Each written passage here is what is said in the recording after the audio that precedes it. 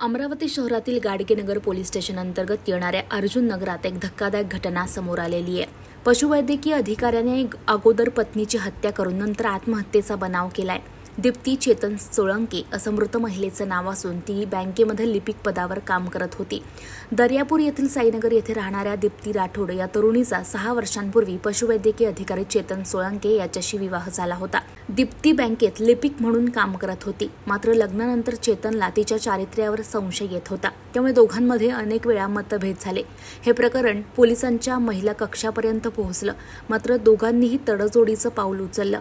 पण चेतनला त्याच्या पत्नीबद्दलचा संशय नंतर देखील कायम होता। तो तिला ड्युटीवर त्याच्या गाडीत सोडायचा। दरम्यान दीप्ती हिला लोकसभा निवडणुकीच्या मतमोजणीसाठी प्रशिक्षणाचा संदेश मिळाला, पण ट्रेनिंगच्या बहाण्याने तू तुझ्या बँक मॅनेजर सोबत सहलीला जाशील असा संशय त्याने पत्नीवर घेतला आणि तिच्यासोबत भांडणे केली। चेतनचे वडील आणि बहिणींनी देखील त्याला या कामात साथ दिली आणि या पशुवैद्यकीय अधिकाऱ्यानेच पत्नीची हत्या केली। 24 मे रोजी अचानक दीप्तीचा मृतदेह तिच्या घरात आढळून आला। हे प्रकरण पोलिसांपर्यंत पोहोचलं। यापूर्वी दीप्तीच्या वडिलांच्या तक्रारीवरून गाडगेनगर पोलिसांनी तिचा पती, सासू-सासरे आणि मेहुण्याविरोधात आत्महत्येस प्रवृत्त केल्याचा गुन्हा दाखल केला होता।